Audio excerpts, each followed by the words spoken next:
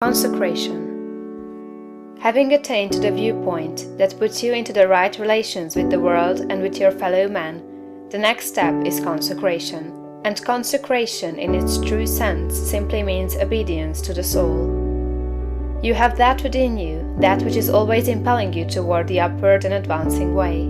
And that impelling something is the divine principle of power. You must obey it without question. No one will deny the statement that if you are to be great, the greatness must be a manifestation of something within. Nor can you question that this something must be the very greatest and highest that is within. It is not the mind, or the intellect, or the reason. You cannot be great if you go no farther back for principle than to your reasoning power. Reason knows neither principle nor morality. Your reason is like a lawyer, in that it will argue for either side. The intellect of a thief will plan robbery and murder as readily as the intellect of a saint will plan a great philanthropy.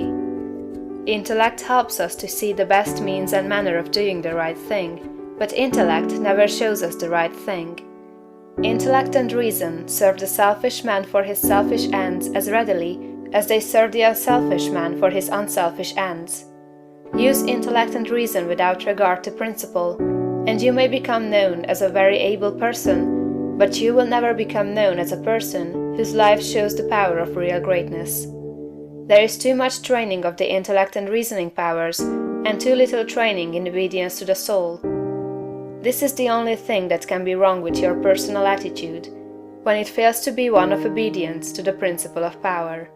By going back to your own center, you can always find the pure idea of right for every relationship. To be great and to have power, it is only necessary to confirm your life to the pure idea as you find it in the great within. Every compromise on this point is made at the expense of a loss of power. This you must remember.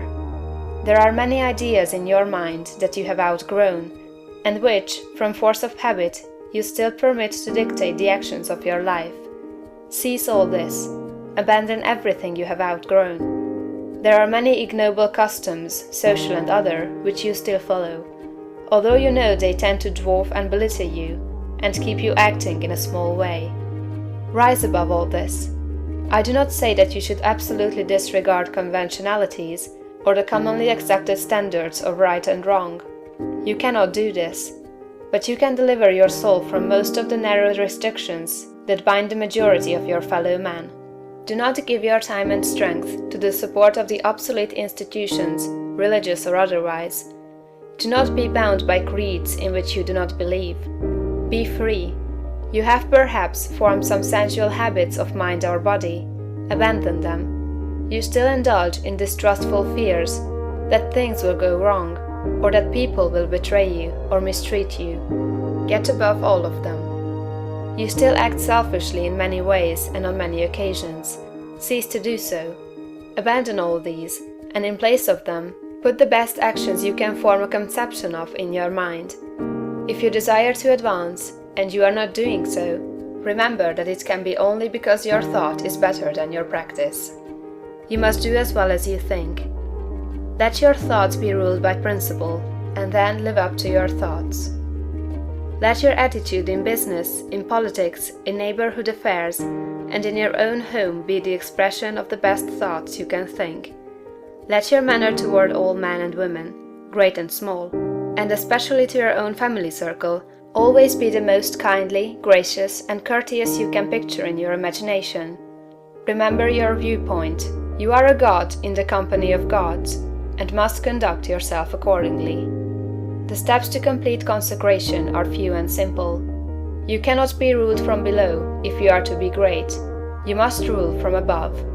Therefore, you cannot be governed by physical impulses. You must bring your body into subjection to the mind.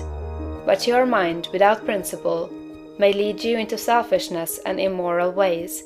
You must put the mind into subjection to the soul, and your soul is limited by the boundaries of your knowledge. You must put it into subjection to that our soul which needs no searching of the understanding, but before whose eye all things are spread.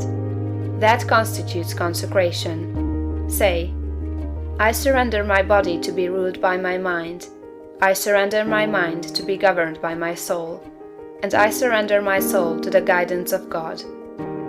Make this consecration complete and thorough, and you have taken the second great step in the way of greatness and power. End of chapter 8.